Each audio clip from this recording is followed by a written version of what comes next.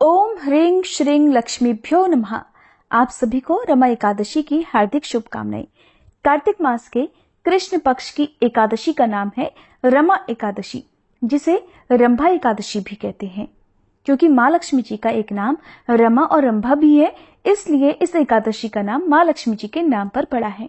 इस बार 9 नवंबर गुरुवार के दिन रमा एकादशी है। इसी दिन एकादशी का व्रत रखा जाएगा और इसी दिन गोवत्स द्वादशी भी है। गोवत्स द्वादशी के दिन गौमाता और उनके बछड़ों की पूजा की जाती है। हमारे हिंदू धर्म में गौमाता को बहुत ही पवित्र माना जाता है।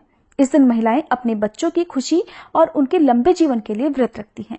इस व्रत को नंदिनी व्रत के रूप में भी जाना जाता है।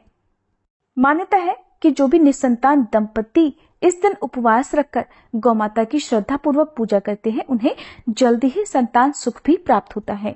तो ऐसे में आप एकादशी का व्रत और गोवत्स द्वादशी का व्रत, दोनों ही व्रत एक साथ रख सकते हैं।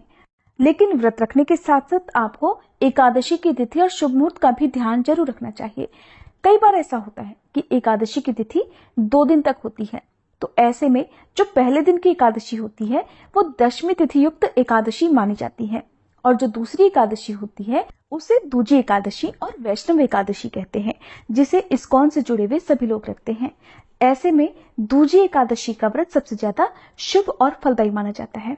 जो भी सन्यासी हो, विधवा हो या फिर मोक्ष प्राप्ति की इच्छा रखने वाले लोग हो, उन्हें दूजी एकादशी का व्रत जरूर रखना चाहिए। मान्यताओं के अनुसार दशमी तिथि युक्त जो एकादशी होती है, उस दिन यदि व्रत रखा जाता है तो उससे आसुरी शक्ति को बल मिलता है।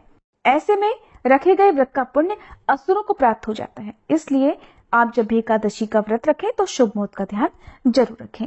एकादशी के दिन चावल का पूरी तरह से निषेध किया जाता है। अगर आप एकादशी का व्रत नहीं भी रखते हो, तब भी इस दिन भगवान विष्णु की कृपा पाने के लिए आपको चावल या चावल से बनी चीजों का त्याग करना चाहिए। इस दिन सुबह से लेकर एकादशी का व्रत रखा जाता है।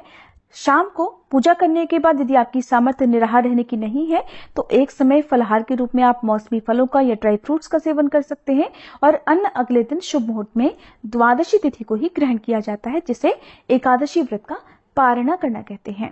इस बार एकादशी तिथि प्रारंभ होगी 8 नवंबर बुधवार को सुबह 8:24 से, जिसकी समाप्ति 9 नवंबर गुरुवार की सुबह 10:42 पर हो जाएगी।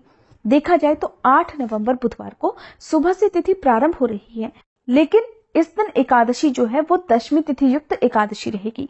इसलिए इस दिन का आप अगर हो सके तो त्याग जरूर करें, क्योंकि अगले दिन जब आप सुबह को व्रत खोलना चाहेंगे तो आपको शुभ मुहूर्त प्राप्त नहीं होगा। ऐसा इसलिए क्योंकि अगले दिन सुबह से लेकर दोपहर तक हरिवासर का समय रहने वाला है। ऐसे में आप 9 नवंबर गुरुवार को ही व्रत रखें।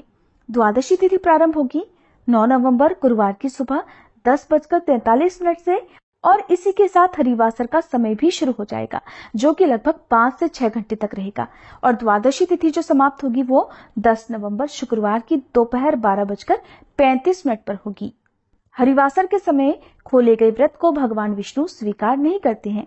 ऐसे में रखा गया व्रत अधूरा ही रहता है, इसलिए आप हमेशा हरिवासर का समय भी जरूर से ध्यान में रखें। द्वादशी तिथि यानी 10 नवंबर शुक्रवार को व्रत पारणा वाले दिन सूर्योदय सुबह 6:41 पर होगा, और हमेशा व्रत सूर्योदय के बाद ही खोला जाता है। सूर्यास्त शाम 5:40 पर होगा। हस्त नक्षत्र का शुभ योग इस दिन पूरा दिन रहने वाला है, जो कि बहुत शुभ है। हरिवासर का जो समय है वो 9 नवंबर को शाम 5 बजे तक समाप्त होगा। यही वजह है कि आपको 9 नवंबर को उपवास रखकर 10 नवंबर को उपवास खोलना चाहिए। राहु काल का समय 10 नवंबर को सुबह 10:30 बजे से दोपहर 12 बजे तक रहेगा।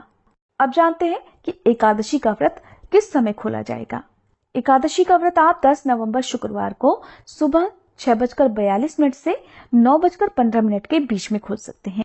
अगर आप इस शुभ मुहूर्त में व्रत खोलते हैं तभी आपको व्रत का पूरा पुण्य प्राप्त हो सकता है। पौराणिक कथा के अनुसार मुचुकुंद नाम का एक राजा था, जो कि बहुत ही बड़ा धर्मात्मा और परोपकारी था। उसकी बेटी का नाम चंद्रभागा था। उसने अपनी बेटी का विवाह चंद्रसेन के बेटे शोभन से कर दिया।